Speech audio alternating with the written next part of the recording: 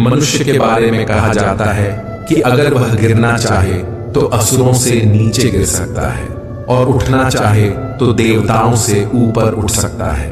मनुष्य ही सृष्टि में एकमात्र प्राणी है जो परमात्मा तक की दूरी तय कर सकता है, और ये मैं नहीं कहता, हमारे शास्त्र कहते हैं। नमस्कार मित्रों, आप देख रहे हैं एक नई श्रृंखला जिसका नाम है भगवद गीता की सीख। इस श्रृंखला में मैं आपके साथ श्रीमद् भगवद गीता के विभिन्न अध्यायों से जुड़ी शिक्षाओं को साझा करने का प्रयास करूंगा। हम जानने की कोशिश करेंगे कि हर अध्याय हमें क्या समझाने की कोशिश करता है, उसका सार क्या है और वह हमारे जीवन को कैसे दिशा दे सकता है। मेरा उद्देश्य यही रहेगा कि आपके भीतर शास्त्रों को पढ़ने और समझने की जिज्ञासा जागृत हो। जय श्री राधे कृष्ण मित्रों, जहां हम आपके जीवन को सकारात्मक दिशा देने का प्रयास करते रहते हैं, हम आपसे आग्रह करते हैं कि इस वीडियो को अंत तक जरूर देखें, और अगर आपको हमारा यह प्रयास पसंद आए तो वीडियो को लाइक करें और नीचे कमेंट में जय श्री राधे कृष्ण लिखें। साथ ही हमारे चैनल को सब्सक्राइब करें और बेल आइकन को दबाएं ताकि हमारे नए प्रेरणादायक वीडियो सबसे पहले आपके पास पहुंचे। तो चलिए आगे बढ़ते हैं। श्रीमद् भगवद गीता के बारे में कहा गया है, एकम शास्त्रम देवकी पुत्र गीतम, एको देवो देवकी पुत्र एव च, मंत्रोपि एकम तस्य नामानि, यानी कर्मापि एकम तस्य देवस्य सेवा। अर्थात एकमात्र शास्त्र जो भगवान के श्रीमुख से प्रकट हुआ है वह है श्रीमद् भगवद गीता। जब महाभारत के महासंग्राम में अर्जुन संशय और मोह से ग्रस्त होकर अपने कर्तव्य से विमुख होने लगा, तब भगवान श्री कृष्ण ने उसे जो दिव्य उपदेश दिया वही गीता है, जो संपूर्ण मानवता के लिए मार्गदर्शक बन गई। इस सृष्टि में यदि कोई एक पूजनीय देव हैं तो वे हैं भगवान श्री कृष्ण। यदि कोई एक मंत्र है तो वह है उनका नाम। किंतु यहाँ अनेक लोग भ्रम में पड़ जाते हैं। वे सोचते हैं कि एकमात्र नाम कृष्ण कृष्ण का ही उच्चारण करना चाहिए, परंतु श्री कृष्ण स्वयं श्रीमद् भगवद गीता में कहते हैं, ओमित्येकाक्षरम ब्रह्म व्याहरण माम अनुस्मरण। अर्थात मेरा वास्तविक नाम ओम है, जो अक्षर ब्रह्म का प्रतीक है। यदि कोई सच्चे भाव से जप करना चाहता है तो उसे ओम का स्मरण करना चाहिए। जब श्री कृष्ण अर्जुन को बताते हैं कि सेवा ही एकमात्र सच्चा कर्म है, तब वे उसे कर्म का गूढ़ रहस्य भी समझाते हैं। यह सेवा केवल कर्म नहीं बल्कि प्रभु की आराधना है, जो जीवन को धर्म, ज्ञान और मुक्ति की ओर ले जाती है। तो आइए शुरुआत करते हैं। गीता को समझने से पहले, श्रीमद् भगवद गीता के सार में प्रवेश करने से पहले कुछ महत्वपूर्ण शब्दों को जान लेना आवश्यक है। वे शब्द जो बार बार इस दिव्य ग्रंथ में प्रयुक्त हुए हैं और जिनका गूढ़ अर्थ गीता में विस्तार से बताया गया है। इसलिए सबसे पहले मैं आपको इन शब्दों का आशय समझाने का प्रयास करूंगा। जब भगवान श्री कृष्ण ने अर्जुन को श्रीमद् भगवद गीता का ज्ञान दिया तो उन्होंने पहले अर्जुन को उस ज्ञान के योग्य बनाया। अर्जुन पहले से ही एक पराक्रमी योद्धा था, लेकिन केवल बाहरी युद्ध के लिए तैयार होना पर्याप्त नहीं था। उसे अंतःकरण के युद्ध के लिए तैयार करना आवश्यक था। श्री कृष्ण द्वारा दिया गया गीता का ज्ञान केवल जीविका के संघर्षों से लड़ने के लिए नहीं बल्कि जीवन के संघर्षों से जूझने के लिए है। यह एक साधारण उपदेश नहीं बल्कि एक गहरा प्रशिक्षण है, एक आध्यात्मिक कोर्स जो आत्मा को जागृत करने के लिए रचा गया है। कई लोग यह कहकर गीता को सीमित कर देते हैं कि उसमें तो युद्ध की बात की गई है, अर्जुन को विजय दिलाने की बात की गई है, परंतु सच्चाई यह है कि जो युद्ध गीता में वर्णित है वह केवल कुरुक्षेत्र का नहीं बल्कि मनुष्य के भीतर चलने वाले संघर्ष का प्रतीक है। बाहरी संसार में युद्ध तो प्रतिदिन बदलते हैं। आज कोई विजयी होता है, कल कोई और। परंतु इन युद्धों से अंततः न तो शांति मिलती है और न ही समाधान। गीता के पात्र प्रतीकात्मक हैं। वे हमारे भीतर के गुणों और दुर्गुणों के प्रतिनिधि हैं। इन प्रतीकों को समझना ही गीता को समझने की दिशा में पहला कदम है। भगवान श्री कृष्ण स्वयं कहते हैं, इदं शरीरम कौन्तेय क्षेत्रमित्यभिधीयते, अर्थात हे अर्जुन, यह शरीर ही वह क्षेत्र है जहां वास्तविक युद्ध होता है। इस क्षेत्र में जो कुछ भी बोया जाता है, चाहे वह शुभ हो या अशुभ, वही आगे चलकर फल देता है। इस प्रकार गीता हमें सिखाती है कि हमारे भीतर जो निरंतर धर्म और अधर्म, शुभ और अशुभ, मोह और विवेक के बीच संघर्ष चलता है, उसमें विजय प्राप्त करने की शिक्षा ही गीता का वास्तविक उद्देश्य है। श्रीमद् भगवद गीता केवल युद्ध का ग्रंथ नहीं, बल्कि आत्म विजय का मार्गदर्शन है। जब आपको सद्गुरु का सानिध्य प्राप्त होता है, जब आप साधना को सही मार्ग पर आरंभ करते हैं, जब आपके भीतर से पाप धीरे धीरे पीछे छूटने लगते हैं, तो आपका यही शरीर धर्म क्षेत्र बन जाता है। लेकिन यदि आप काम, क्रोध, लोभ और मोह जैसे विकारों के वशीभूत होकर जीवन जीते हैं, तो यही शरीर एक कुरुक्षेत्र में बदल जाता है, जहां भीतर ही भीतर निरंतर संघर्ष चलता रहता है। गुरु का अर्थ केवल एक व्यक्ति नहीं, बल्कि एक प्रेरणा है, एक आदेश है जो कहता है करो।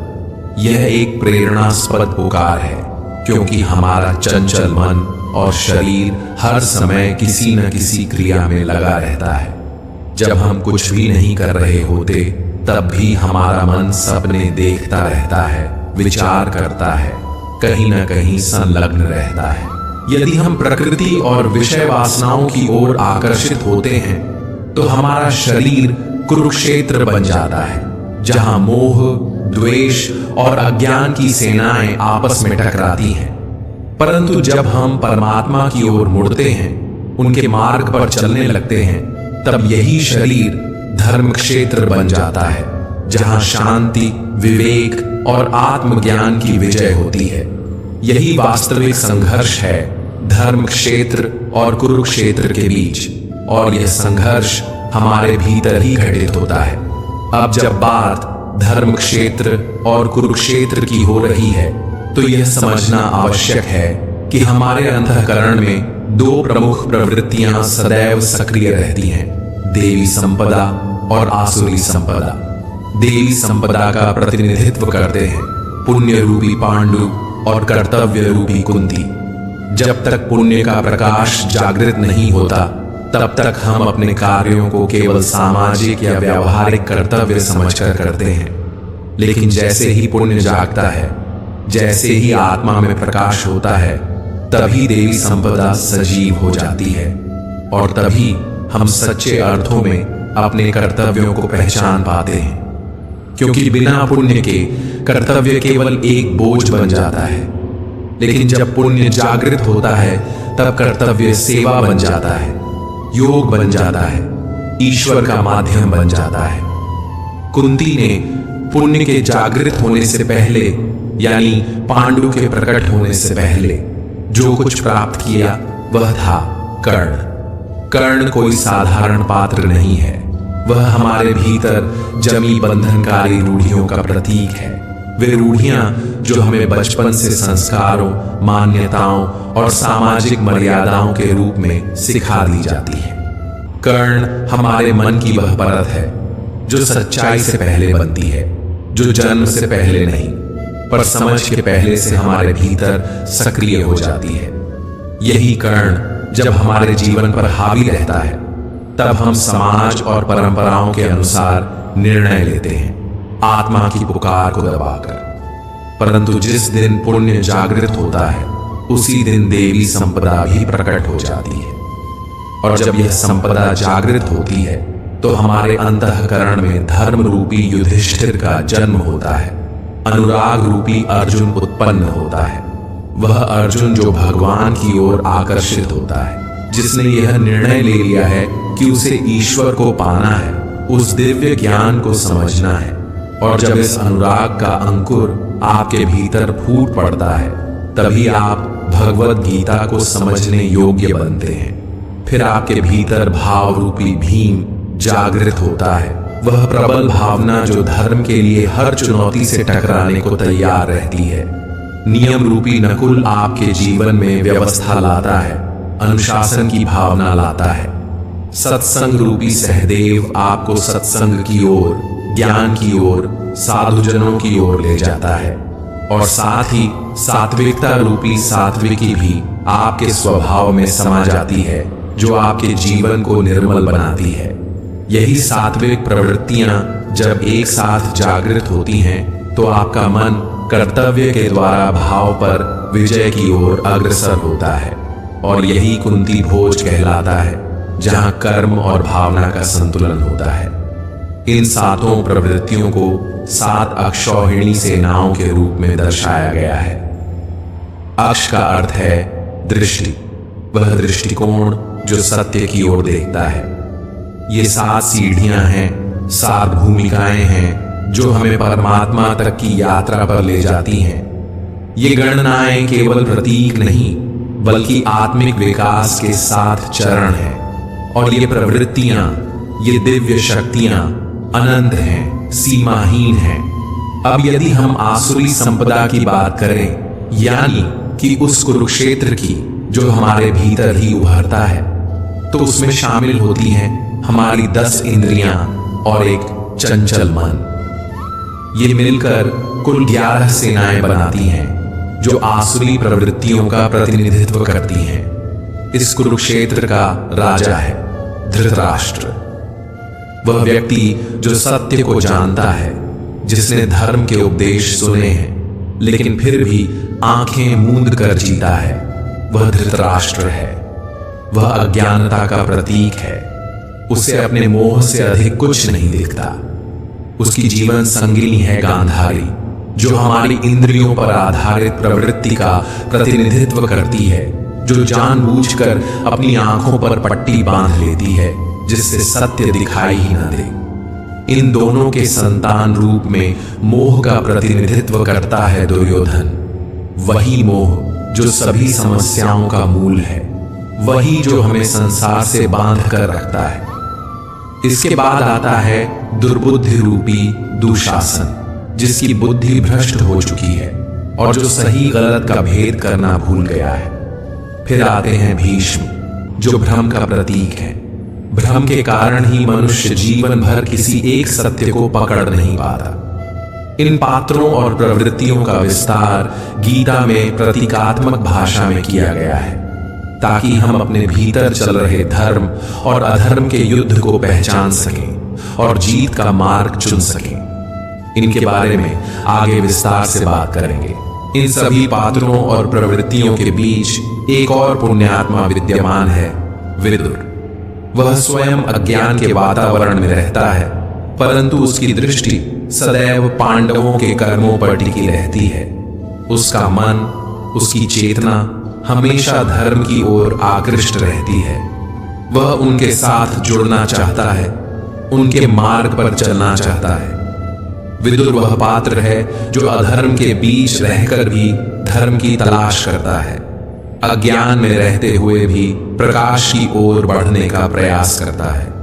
यही उसकी विशेषता है। अब आइए श्रीमद् भगवद गीता के प्रथम अध्याय की ओर बढ़ते हैं और समझते हैं कि इस अध्याय से हमें क्या सीख मिलती है।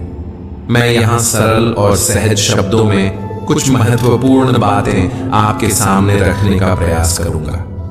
श्रीमद् भगवद गीता के प्रथम अध्याय का पहला श्लोक है, धृतराष्ट्र उवाच धर्मक्षेत्रे कुरुक्षेत्रे संवेता युयुत्सवः माम का पांडवाश्चैव किम कुर्वत संजय। इस श्लोक में धृतराष्ट्र, जो जन्म से अंधे थे, संजय से प्रश्न करते हैं। यद्यपि वे शारीरिक रूप से दृष्टिहीन थे, फिर भी उन्होंने महाभारत का संपूर्ण युद्ध देखा, परंतु किसके माध्यम से? संजय के माध्यम से।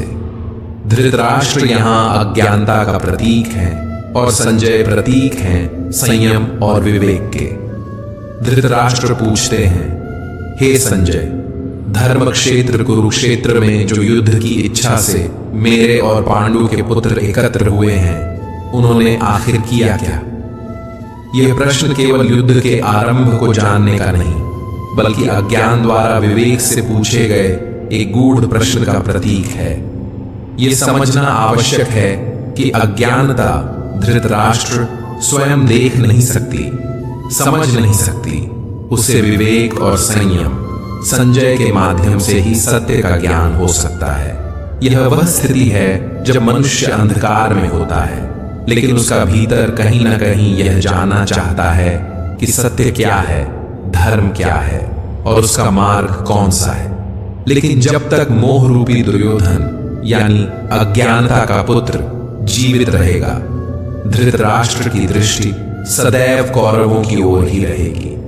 उसकी सोच सीमित, पक्षपातपूर्ण और विकारों से ग्रस्त रहेगी। यही गीता की शुरुआत की मूल चेतावनी है। जैसा कि श्री कृष्ण ने स्वयं गीता में कहा है, इदम शरीरम कौन्तेय क्षेत्र मित्य विधीयते। हे अर्जुन, यह शरीर ही क्षेत्र है। यह युद्ध का मैदान सिर्फ कुरुक्षेत्र नहीं है, बल्कि हमारा शरीर, हमारा मन, हमारी चेतना ही वह क्षेत्र है जहां धर्म और अधर्म, ज्ञान और अज्ञान, संयम और मोह के बीच निरंतर युद्ध चल रहा है। श्रीमद् भगवद गीता का प्रथम अध्याय इसी भीतरी युद्ध की भूमिका है, जिसे समझे बिना गीता का मर्म नहीं समझा जा सकता। जैसे जैसे आप श्रीमद् भागवत गीता का अध्ययन करते जाएंगे, आप पाएंगे कि प्रारंभिक अध्यायों में अनेक पात्रों का उल्लेख होता है, किंतु आगे चलकर संवाद केवल भगवान श्री कृष्ण और अर्जुन के बीच सीमित रह जाता है। इसका एक गूढ़ संकेत है, यह दिव्य ज्ञान केवल उस अनुरागी अर्जुन के लिए है जिसने शरणागति को अपनाया है। क्योंकि जब तक व्यक्ति स्वयं भगवान को पाने की तीव्र इच्छा नहीं करता, तब तक गीता का ज्ञान उसके भीतर नहीं उतरता। अब यदि हम प्रथम अध्याय के 11वें श्लोक को देखें, तो वहां दुर्योधन अपने गुरु द्रोणाचार्य से कहता है, अयनेषु च सर्वेषु यथा भागम वस्थिता भीष्ममेवाभिरक्षन्तु भवन्तः सर्व एव हि। अर्थात, हे आचार्य, सभी योद्धा अपने अपने मोर्चों पर स्थित रहें, किंतु सब मिलकर पितामह भीष्म की रक्षा करें। यहां दुर्योधन कहता है कि अगर भीष्म जीवित हैं तो हम अजेय हैं, इसलिए उन्हें केवल युद्ध में भाग लेने की आवश्यकता नहीं, बल्कि उनकी रक्षा की जानी चाहिए। अब जरा सोचिए, भीष्म जैसे महायोद्धा, जिन्हें मृत्यु का भी वर्ण करने की स्वतंत्रता थी, जिन्हें इच्छा मृत्यु का वरदान प्राप्त था, उन्हें अब स्वयं की रक्षा के लिए दूसरों की आवश्यकता पड़ रही है। ये कोई साधारण दृश्य नहीं है। जैसा कि पहले बताया गया, महाभारत के ये पात्र प्रतीकात्मक हैं, रूपकात्मक हैं। भीष्म यहाँ भ्रम के प्रतीक हैं, और जब तक भ्रम जीवित है, तब तक कौरव यानी आसुरी प्रवृत्तियां अजेय मानी जाती हैं। यहाँ अजेय का अर्थ यह नहीं कि उन्हें पराजित नहीं किया जा सकता, बल्कि यह कि उन्हें पराजित करना अत्यंत कठिन होता है। जब तक भीतर भ्रम बना रहता है, सही और गलत में भेद स्पष्ट नहीं होता, तब तक मोह, अज्ञान और कष्ट भी बने रहते हैं। लेकिन जैसे ही भ्रम समाप्त होता है, वैसे ही अविद्या, मोह और सभी विकार अपना अस्तित्व खोने लगते हैं। इसलिए भीष्म का जीवित रहना केवल युद्ध में उनकी भूमिका नहीं, बल्कि यह बताने का संकेत है कि जब तक हमारे भीतर का भ्रम जीवित है, तब तक आध्यात्मिक विजय संभव नहीं है। दुर्योधन अपने गुरु द्रोणाचार्य से कहता है, गुरुदेव, पांडवों की सेना का नेतृत्व भीम कर रहा है और हमारी सेना का नेतृत्व पितामह भीष्म कर रहे हैं। यह बात केवल युद्ध के प्रबंध की नहीं, बल्कि एक गहरा प्रतीक है। भीम यहाँ भाव का प्रतीक है, और केवल भावों में ही परमात्मा का वास होता है। जब तक आपके भीतर सच्चे भाव हैं, तब तक आप परमात्मा की ओर बढ़ सकते हैं, उनकी अनुभूति कर सकते हैं। लेकिन जब तक भीतर भ्रम जीवित है, जिसे भीष्म के रूप में दर्शाया गया है, तब तक आपकी चेतना आसुरी संपदा से घिरी रहती है और यह भ्रम बना रहता है कि असली सुख तो संसार के भोगों में है। इस समय जो राजा है वह मोह रूपी दुर्योधन है। वही संवाद कर रहा है गुरु द्रोणाचार्य से, जो द्वैत बुद्धि का प्रतीक है। द्वैत यानी मैं अलग हूं और परमात्मा अलग है। जब तक यह अनुभूति बनी रहती है कि हम और ईश्वर अलग हैं, तब तक वह द्रोणाचार्य जीवित रहते हैं। आचार्य द्रोण के बारे में कहा जाता है कि जब तक उनके हाथ में शस्त्र है, उन्हें कोई पराजित नहीं कर सकता। वे अजेय हैं और यही द्वैत बुद्धि का स्वभाव भी है, जो तब तक टूटती नहीं जब तक कि उसे भीतर से कोई गहरी चोट न दी जाए। तब भगवान श्री कृष्ण ने एक युक्ति रची। उन्होंने कहा, कौरवों की सेना में एक हाथी है जिसका नाम अश्वत्थामा है। अगर उसे मार दिया जाए और यह प्रचार कर दिया जाए कि अश्वत्थामा मारा गया, तो द्रोणाचार्य इसे अपने पुत्र की मृत्यु समझ लेंगे। यही हुआ। भीम ने अश्वत्थामा नामक हाथी को मार दिया। फिर युधिष्ठिर ने सत्य को न तोड़ते हुए धीरे से कहा, अश्वत्थामा हथ, और बाकी शब्द नर व कुंजरा, मनुष्य या हाथी, धीमे स्वर में बोले। द्रोणाचार्य ने केवल पहले भाग को सुना और मान लिया कि उनका पुत्र मर गया है। उनके हाथ से धनुष छूट गया। वे निष्प्राण से युद्ध भूमि में बैठ गए और तब उनकी मृत्यु हुई। यहां मृत्यु किसी अस्त्र से नहीं हुई, मृत्यु हुई मोह से। जिस पुत्र से अत्यधिक आसक्ति थी, उसी के खोने की कल्पना ने उन्हें पराजित कर दिया। और इस कथा का सबसे गहरा संकेत है अश्वत्थामा का अमर होना। अश्वत्थामा प्रतीक है उस मोह का, उस लगाव का, जो मनुष्य को जन्म जन्मांतरों तक बांधे रखता है। जब तक आत्मज्ञान नहीं होता, जब तक मोक्ष नहीं प्राप्त होता, यह मोह किसी न किसी रूप में जीवित रहता है। इसलिए अश्वत्थामा को अमर कहा गया है। वह आज भी जीवित है, क्योंकि मोह आज भी हमारे भीतर है। श्रीमद् भगवद गीता के प्रथम अध्याय के श्लोक 15 में वर्णित है, पांचजन्यम ऋषिकेशो देवदत्तम धनंजय पौंड्रम दद्मो महाशंखम भीमकर्मा वृकोदर, अर्थात ऋषिकेश, जो कि समस्त इंद्रियों के स्वामी हैं। भगवान श्री कृष्ण ने पांचजन्य नामक शंख बजाया। अर्जुन ने देवदत्त शंख और भीम ने पौंड्र नामक महान शंख ध्वनित किया। यहाँ पांचजन्य केवल एक शंख नहीं है, यह हमारी पांचों ज्ञानेंद्रियों नेत्र, नासिका, जिह्वा, त्वचा, कर्ण का प्रतीक है। भगवान जब इसे ध्वनित करते हैं तो यह उद्घोष करते हैं कि अब ये इंद्रियां संसार में भटकने के लिए नहीं, बल्कि परमात्मा के अधीन होने के लिए तैयार हैं। पांचों इंद्रियों को संयमित कर भक्त की श्रेणी में लाने का यह आह्वान है।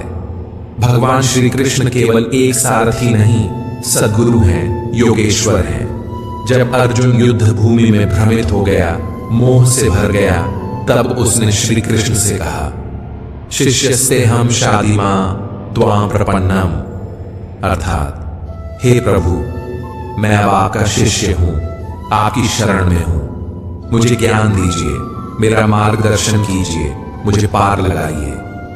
जब तक कोई शिष्य स्वयं को पूर्णतः भगवान के हवाले नहीं करता, जब तक भगवान स्वयं उसके हाथ नहीं थामते, तब तक सच्चे अर्थों में साधना, ध्यान, भजन या आत्मान्वेषण की यात्रा आरंभ नहीं होती। अब बात करते हैं शिखंडी की, जिसे कभी शिखंडी नहीं कहा गया।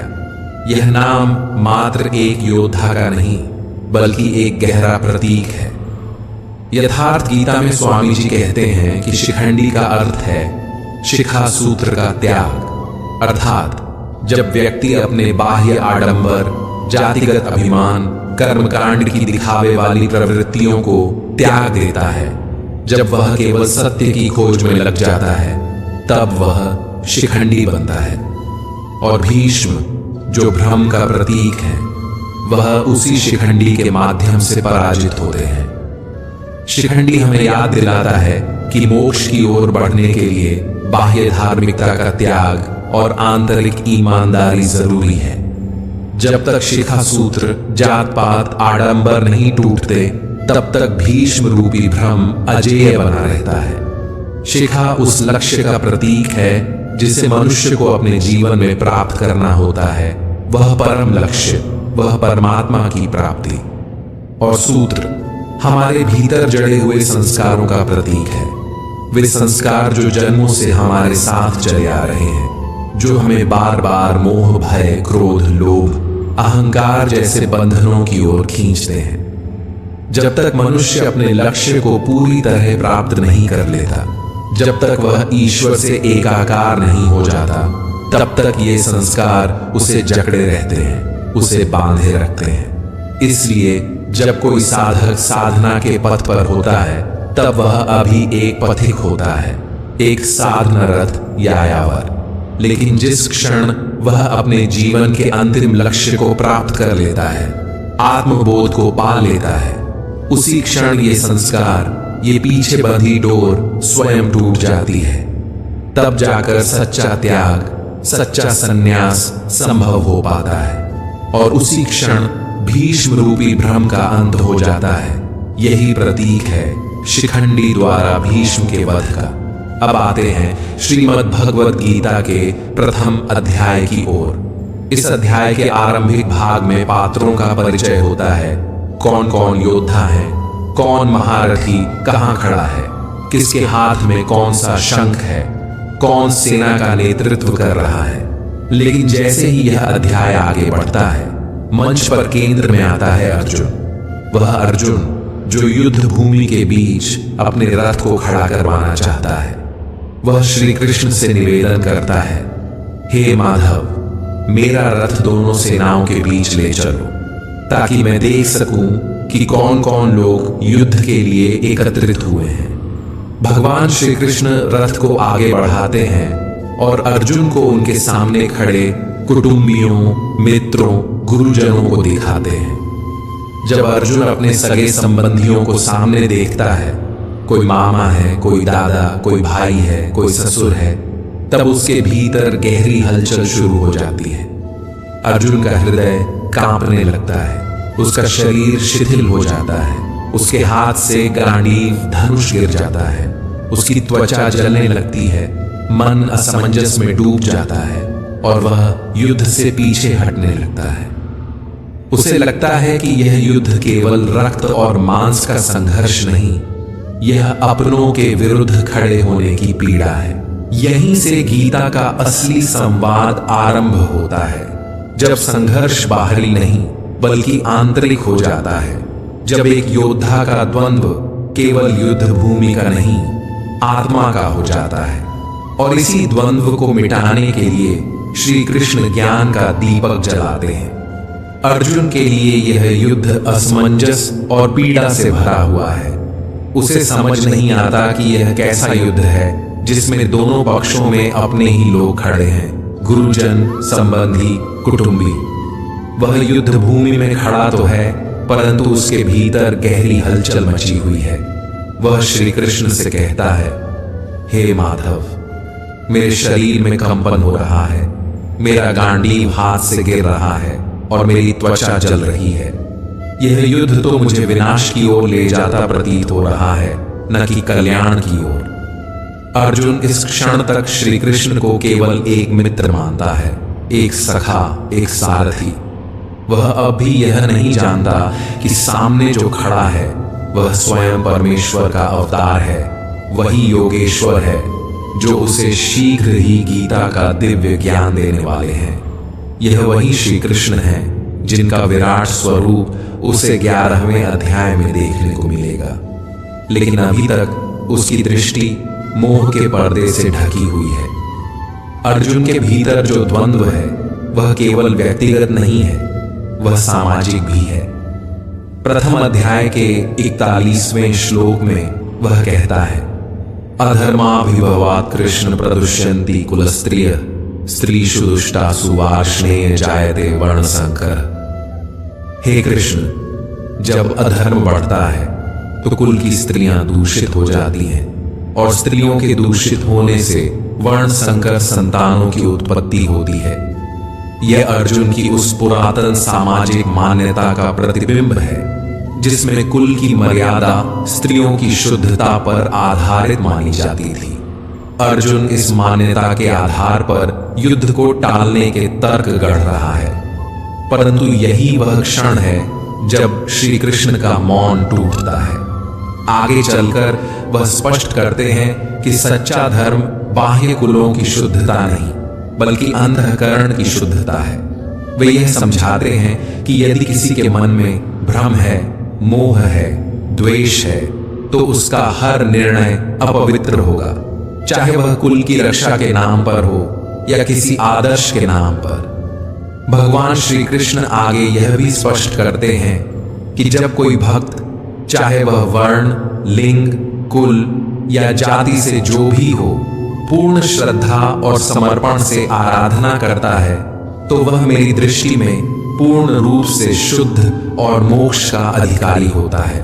इस प्रकार अर्जुन की हर शंका, हर सामाजिक मान्यता को श्री कृष्ण धीरे धीरे खंडित करते हैं और उसे उस उच्चतर ज्ञान की ओर ले जाते हैं जहां न तो वर्ण बचता है, न कुल, न स्त्री, न पुरुष। केवल एक ही तत्व बचता है, आत्मा, जो नित्य है, शुद्ध है और अनंत है।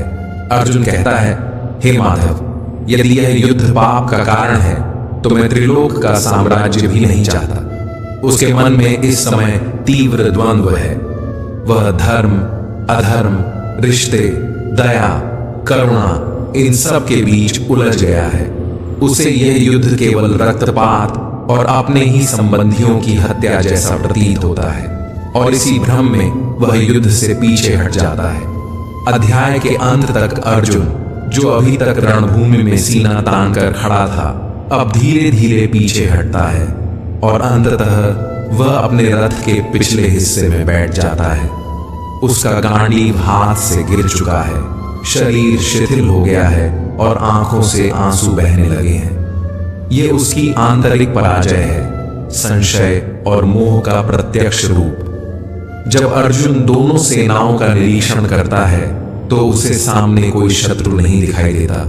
उसे केवल अपने ही लोग नजर आते हैं। दादा, मामा, गुरु, भाई, साले, पुत्रवत संबंध सब वही हैं और यही पारिवारिक मोह उसकी सबसे बड़ी बाधा बन जाता है। जो भी व्यक्ति भक्ति का मार्ग अपनाता है, जो प्रभु की शरण में जाना चाहता है, उसका पहला द्वार यही होता है, मोह से मुक्ति का। जब तक मोह है तब तक विवेक जन्म नहीं ले सकता और जब विवेक जागता है तब सच्चे अर्थों में गीता का ज्ञान प्रवेश करता है। अर्जुन के मन में उस समय यह भ्रम भी था कि वह सनातन धर्म की रक्षा कर रहा है, कि इस युद्ध से वह अधर्म रोक सकता है, परंतु वह यह भूल गया था कि जो उसके सारथी हैं वे कोई सामान्य मित्र नहीं, स्वयं प्रभु श्री कृष्ण है।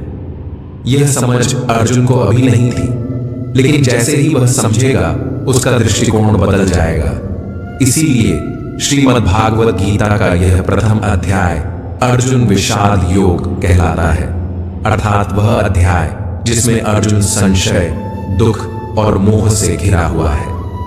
स्वामी जी ने इसे संशय विषाद योग कहा है क्योंकि यह केवल शोक नहीं बल्कि अज्ञान और भ्रम से उत्पन्न संशयों का योग है।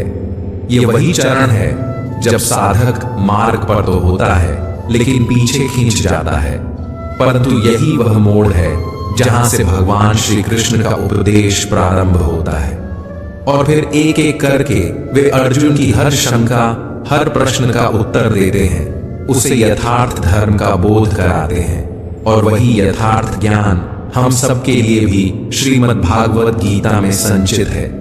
मित्रों, अर्जुन विषाद योग केवल एक युद्ध भूमि का दृश्य नहीं है बल्कि हमारे भीतर चल रहे संघर्ष का प्रतीक है। जब भक्त ईश्वर की ओर बढ़ता है तो पहली बाधा मोह, भय और संशय बनकर आती है। अर्जुन का टूटना, गांडीव का गिरना, ये सब आत्मज्ञान की यात्रा की शुरुआत है। अब अगला अध्याय, गीता का दूसरा अध्याय, वहीं से शुरू होगा। जहां से भगवान श्री कृष्ण का उपदेश शुरू होता है, जहां से संशय का अंत और समाधान का आरंभ होता है। और यह समाधान केवल अर्जुन का नहीं, यह हम सब का है। यह गीता केवल शास्त्र नहीं है, यह जीवन का मार्ग है जो हमें जीवन के रण में अडिग बनाता है। हम सब भी नया दृष्टिकोण पाएं। मित्रों, आज के लिए बस इतना ही। अगर आपको ये वीडियो पसंद आया हो तो इसे लाइक करें और अपने परिजनों के साथ ज्यादा से ज्यादा शेयर करें। कमेंट में जय श्री राधे कृष्ण लिखना न भूलें और ऐसे ही और ज्ञानवर्धक वीडियो देखने के लिए हमारे चैनल को सब्सक्राइब करें और घंटी का बटन भी दबाएं। अंत तक मुझे सुनने के लिए आपका बहुत बहुत धन्यवाद। जय श्री राधे कृष्ण। राधे राधे।